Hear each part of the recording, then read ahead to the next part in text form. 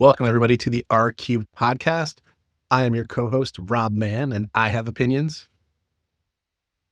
And I am currently in Florida. My name is Raymond Pennie, and I've got opinions too. All right. And yeah, sometimes our opinions stink, but they're still ours. So we're going to own them. Anyway, today, guys, we're going to talk to you about AI. Surprise, surprise. We're going to talk to you a little bit more from a kind of CYA perspective. We are not attorneys. I am not an attorney, though I am married to one, but she does not do AI law. She does medical malpractice. Raymond, would you like to say your disclaimer? I'm an accountant. I do numbers. I never really understood law, but I do appreciate we need it. Yes. Okay. Do you say like, I'm not a barrister? Is that what they still call the lawyers over there? Or do you call them lawyers? There's a number of special types, and that would be one of the special types. So barristers and lawyers are both used? They end up in different places. They can be in different courts of different things. So yeah, I think a barrister would be a very well qualified version. Got it. I knew there was a fancy term for it. There absolutely is. Fancy terms. And they're the ones that wear the white hats and the black cloak, and they stand at the front, and you see on the telly. Got it. So those are the barristers. Everybody else is an attorney or a lawyer. Got it.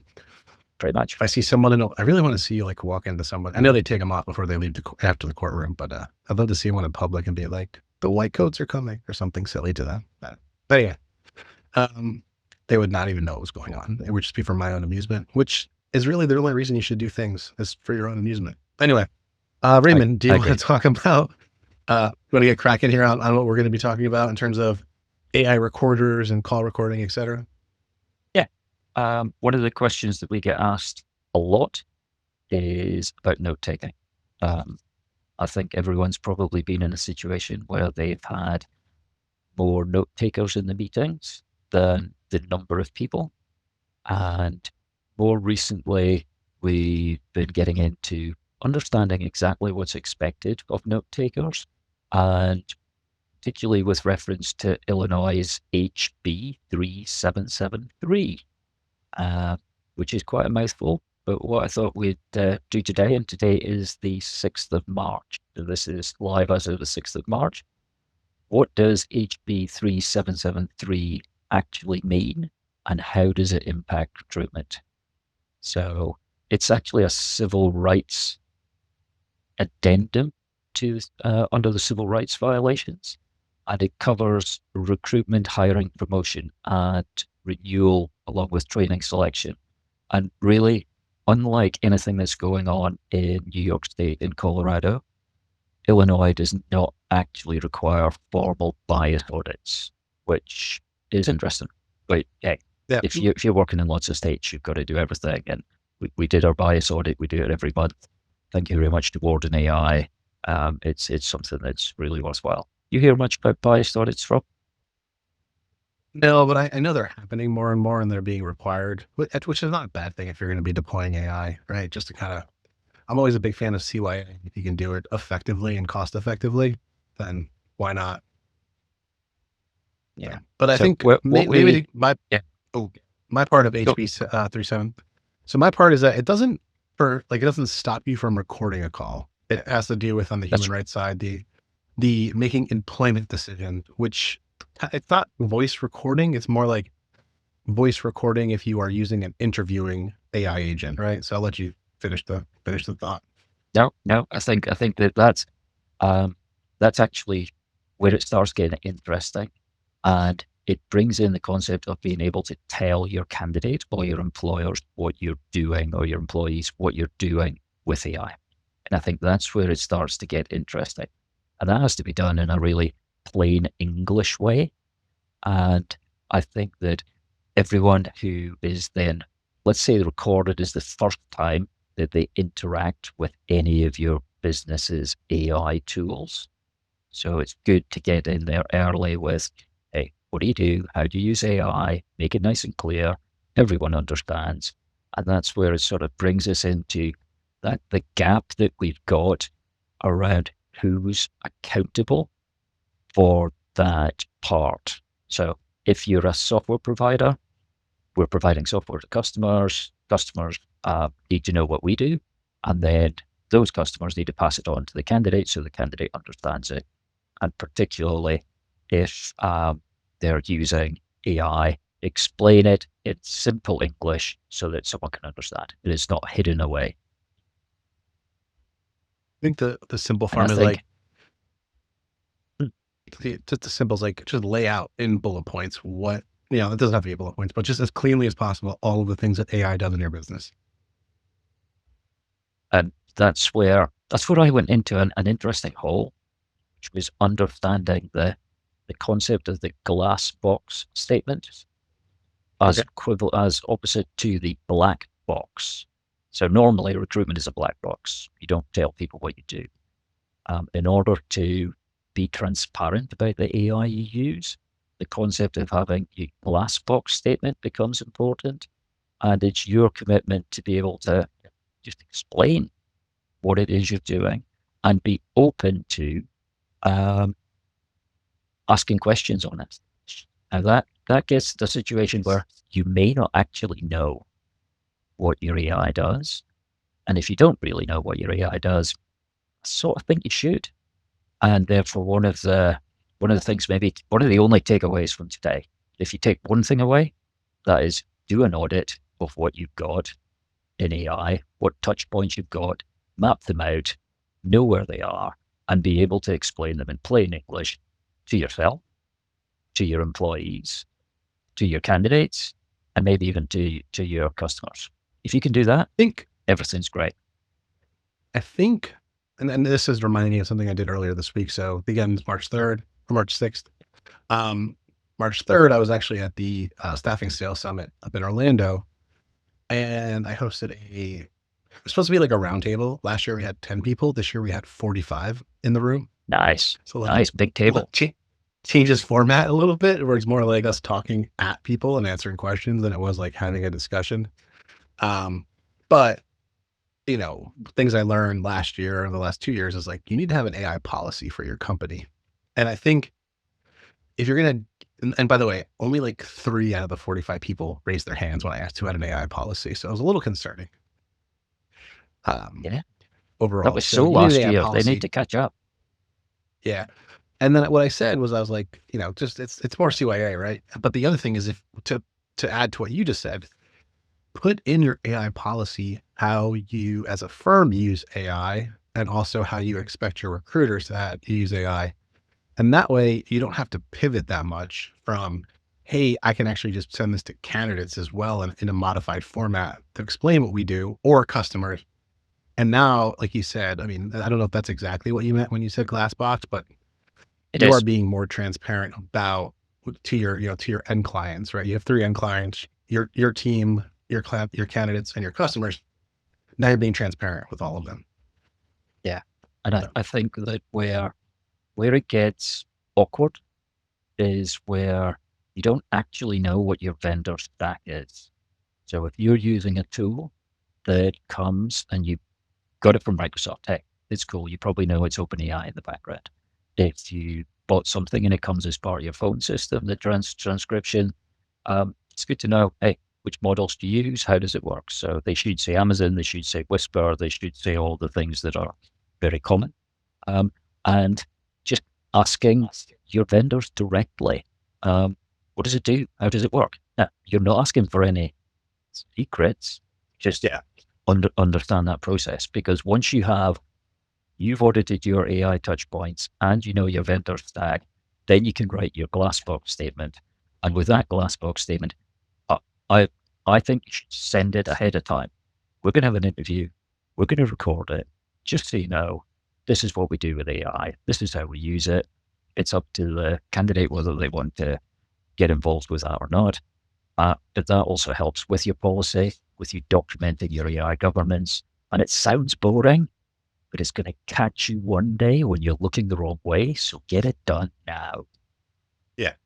Don't make it more expensive than it needs to be. It could be your time, or it could be your time and money. Yeah. And maybe the gray hairs that we both have now. Yeah. Yeah, definitely. Or less hair. I was rolling with this and I was very comfortable with it. until this week. Really? And then So this week, you get to go back and fix Kylo's stuff a little bit. yeah, no, well, it was more that Anthropic, being the owner of Claude, changed its viewpoint on its responsible safety. AI company policies. And what it said was that previously, back in 2023, it said it would never train an AI system unless it could guarantee adequate safety measures in advance. And that made it my model of choice. But also it was really, really good. But they've changed their policy, and I think it's just rolling with it to follow that through. The new rule that they're putting forward is that they will no longer delay an AI development if they believe they lack a significant lead over a competitor. So they'll no longer delay if they believe they're behind. So they're not going to fall behind a competitor because of a worry about adequate safety measures, and therefore they've got to try and keep up. And then that made me think, okay, how does that fall with IL-577, what's going on in Colorado, what's going on in New York, what's going on in GDPR, what's going on in the UAI Act, all of those things. And you can be at both ends of the distribution curve. You can be the one who's never thought of it, and then you're okay. You could be the people that are so ahead of time, and you could be okay. If you're stuck in the middle and you don't know, now's the time to try and find out and make a view to your board, to your owners. Hey, this is where we're going to stand as far as AI. We're either going to be leading, we're going to be at the end, we're going to be in the middle, we're going to explain things, we're not going to explain things. And I think that's where I've moved to. That would you be commercially disadvantaged if you didn't explain or you didn't take something on because you were spending too long looking at it? So I'm suggesting that you positively make that choice, not that you inadvertently fall into it. Got it. I think that makes sense. Yeah, I don't. No opinions on that. I was going to say that I think one place where people are going to fall into trouble, Raymond, is if they are using. I'm going to go back to AI recording tools. If they are starting to use bots that don't join meetings, because if the bot is in the meeting, I don't like those. I don't like those. It's making me nervous because if you're in if an all party consent state, like it's one thing if they see the bot in here and they're like, oh, it's being recorded. I can leave if I want. Like by the way, we're not attorneys, but if you sit in a meeting, yes, exactly. I'm an accountant. If you sit in a meeting with a bot attendee and you just don't pay attention to it, and then you are upset that you were recorded, I feel like Darwin should have its laugh at you, and you should not have a right to be like, I didn't know it was being recorded. Dumbass, there was a bot in there. Like, it's an attendee. Now, if you were recorded, and like, by the way, and this is just me being devil's advocate, if you're recorded and they don't ever use it besides for anything for like coaching, they don't use it for employment decisions, they just use it internally, you're probably never gonna know you were recorded if it's a botless recorder. Let's be honest. And as long as that data is not used in a hiring decision or some kind of proceeding against you or for like, yeah, I mean, so, it like, if it's just internal. So I don't know. I don't know whether or not, and I'm not going to be the legal reason of like someone adds a bot to the meeting or has a botless recorder, but I just think it's interesting. We might have to make that decision on what's legal or not from that perspective. Yeah, but we took the choice at Kylo that we would give our recorder a personality. So Magnus Jiminy has a personality. Is his name? Oh, Magnus. Yeah. Yeah. Magnus is his name. And Magnus changes his outfit every week, depending on what's going on. So far this year, Magnus has been at the Winter Olympics. Magnus is now getting really interested in the rugby. Magnus is going to be getting ready for Valentine's Day as we get closer. So, and therefore you can't miss the fact you're being part of a recording because it's part of the conversation. And as we start getting into, hey, what do we use AI for? We use it to help record. We help it so we can follow up properly. We help it so that we have actions. That's where the AI starts and ends. People can move on. As a candidate, the I think it's going to help with not being ghosted. And you're going to have to make a choice as a candidate. Are you willing to go into the AI flow and therefore have a better experience or a more complete experience? Or are you going to opt out? It's no problem. But at least you go in there knowing. Much rather be screened by AI. Much rather be screened by AI than not screened at all. I mean, and I think that's probably the I believe so, but not for everyone. And I think that okay, I'm slightly older than Rob, a lot older than Rob, and maybe as if I was being interviewed for a role, how would I react to having a bot there? I guess it would be slightly different to someone who's applying for a more junior job, and actually there's just procedural screening that needs to be done to check you've got the right licenses for the role. And I think all of these things are going to come together, but it's a net positive in my opinion. But for everyone who has got any form of work in Illinois or Colorado or New York State, please, or California, just call it out. Yeah, of course, California or in Europe, just call it out. Just do things. Just be clear and keep it up to date, and the world will be a happy place. Because if you can list every AI tool that's touching your hiring process and ask each vendor what it does, and you can then write that in English, that's better than any workflow diagram. It's also a selling point to your customers, right? And your candidates that you have a high level of efficacy and that you are modern and you are taking advantage of modern tools. So it doesn't feel like the glass box statement doesn't need to be a negative thing. It should be a positive. It should be absolutely a positive to show that you're actually embracing it for the right reasons and adding to the credibility of your organization with your end customers, with your candidates, and overall with your internal teams. Okay.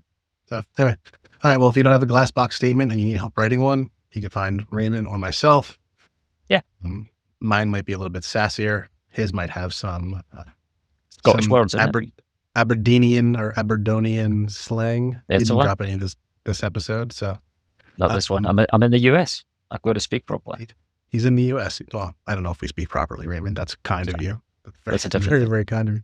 But again, if you need help with those statements or understanding, happy to jump in and help. And Mr. Pennie, thank you so much. And when are we seeing each other? We have to figure that out. I hope we're going to see each other in the next 2 weeks. Okay. Well, yeah, because you're leaving. That would be weird. All right. Well, all right. I appreciate it. Thank you very much. Thanks for tuning in to R Cubed, where Raymond and Rob talk recruitment, or recruitment is talked about by Raymond and Rob. Please remember to subscribe wherever you are tuned in and give it a like. Also, those comments are going to help get this show on the road. If you found anything valuable, definitely need to subscribe. But thank you guys so much, and we'll see you in the next episode. Cheers.